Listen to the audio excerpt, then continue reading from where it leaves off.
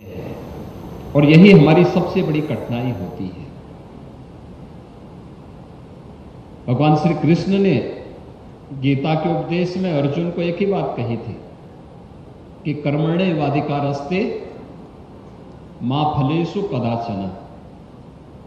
हे अर्जुन, कर्म करो, फल की चिंता मत करो। अगर हमने कुछ भी इससे प्रेरणा प्राप्त की होती तो हमारे कर्म के साथ ही हमारा फल भी जुड़ जाता और हम इति की चिंता नहीं करते बल्कि अथ की चिंता करते, यानी कार्य की शुरुआत कैसे करनी है। अगर हम इसमें थोड़ी सी बुद्धि विवेक लगा लें तो अपने आप ही उसके परिणाम लक्षित होंगे। जो हम चाहते हैं उस प्रकार के परिणाम हम सबके सामने अपने आप ही आते हुए दिखाई देंगे। और इसलिए हम सबको अगर जीवन में सफलता के पथ पर अग्रसर होना है तो हमारा प्रयास कार्य की अच्छी शुरुआत की होनी चाहिए। अच्छी शुरुआत होगी, पूरी ईमानदारी और तन्मयता के साथ हम अगर उस कार्य के साथ जुड़ जाएंगे, दुनिया की कोई ताकत आपको सफलता की ऊंचाइयों तक पहुंचने से नहीं रोक सकती है। कोई आपके मार्ग में बैरियर नहीं बन सकता, कोई बाधा नहीं बन सकती है। अच्छी शुरुआत के लिए अपने आप को तैयार करिए। और विश्वविद्यालय ने एक अच्छी शुरुआत की है। यह अच्छी शुरुआत इस बात की गवाही देती है, विश्वविद्यालय में आज आयुर्वेद के बीएमएस की पढ़ाई भी प्रारंभ हो चुकी है।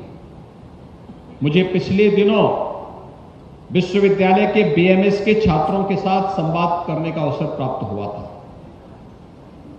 मुझे पिछले दिनों यहां पर और फिर इन लोगों के लखनऊ कुछ इन्होंने सेंट्रल लेबोरेटरी का इन लोगों ने वहां पर भ्रमण किया था। उस दौरान भी उनसे संवाद करने का अवसर प्राप्त हुआ था। उनके मन में एक हौसला है, एक जज्बा है। अभी मैं यहां पर देख रहा था नर्सिंग में ANM, GNM, post basic BSc nursing, BSc nursing, उनसे जुड़े हुए प्रशिक्षुओं ने जिन्होंने अपने अपनी क्लास में उत्तम स्थान प्राप्त किया है, उन्हें यहां पर विश्वविद्यालय ने सम्मानित किया। पैरामेडिकल के ढेर सारे पाठ्यक्रम यहां पर प्रारंभ हुए हैं।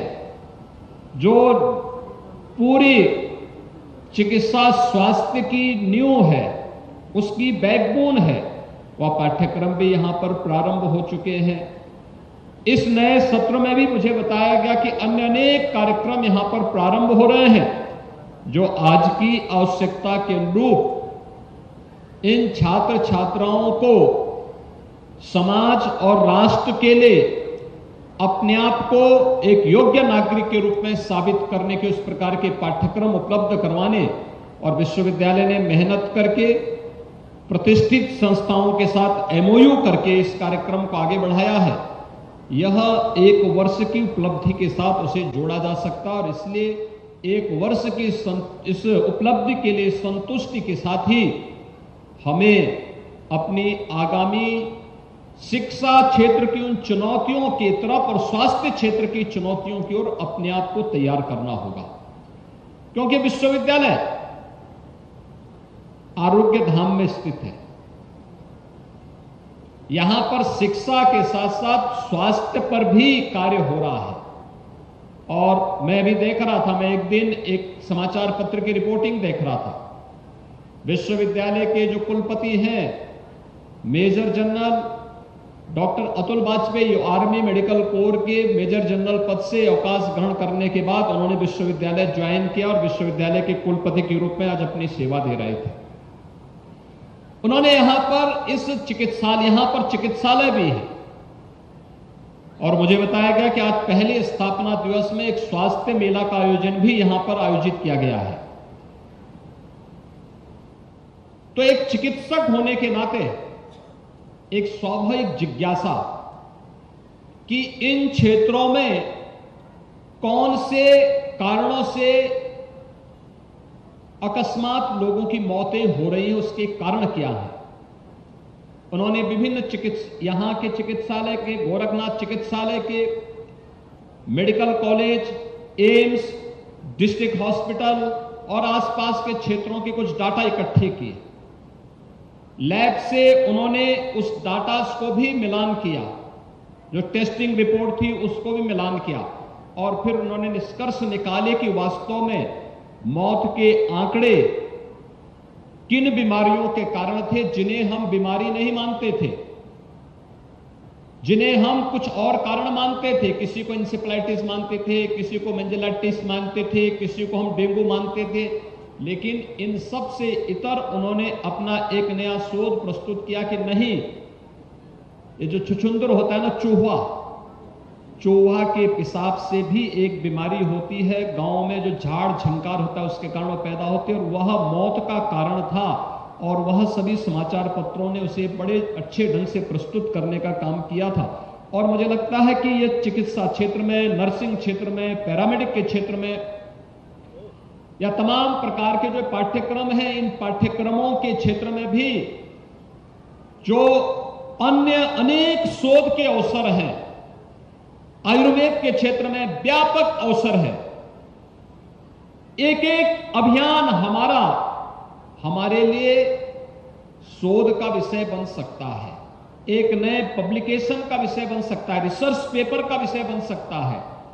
हम उसके माध्यम से अपने रिसर्च को आगे बढ़ा सकते हैं, और फिर रिसर्च एंड डेवलपमेंट को जोड़ करके जब हम आगे बढ़ेंगे, यही तो हमारी राष्ट्रीय शिक्षा नीति कह रही है कि हमें इस कार्यक्रम को आगे बढ़ाना, फिर अपने रिसर्च को पेटेंट कराना, और पेटेंट करा करके फिर अपने को एक प्रतिष्ठित विश्वविद्यालय के संस्थान के रूप में स्थापित करना। यह विश्वविद्यालय और सभी संस्थाएं अगर स्वस्थ प्रतिस्पर्धा के साथ जुड़ेंगी तो सचमुच भारत शिक्षा के क्षेत्र में और स्वास्थ्य के क्षेत्र में ग्लोबल रैंकिंग में सर्वोच्च स्थान प्राप्त करने में सफलता प्राप्त कर सकता है, और यही प्रधानमंत्री मोदी जी चाहते हैं। ये राष्ट्रीय शिक्षा नीति कोरोना कालखंड में इसी उद्देश्य से लागू भी की गई।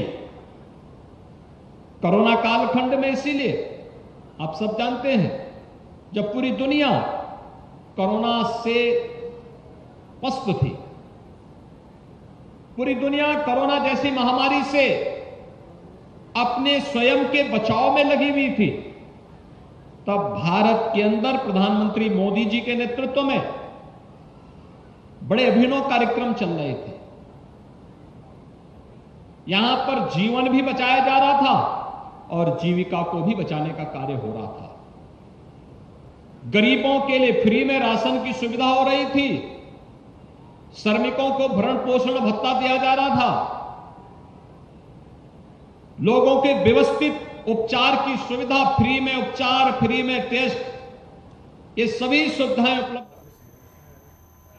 तो गोरखपुर से मुख्यमंत्री योगी आदित्यनाथ को आप सुन रहे थे। तो दूसरी तरफ लगातार हमारी महा कवरेज जारी रहेगी। ट्विन टावर्स को आज ध्वस्त किया जाना है, 2:30 बजे का ये वक्त है। एक छोटे से ब्रेक के लिए रुकेंगे।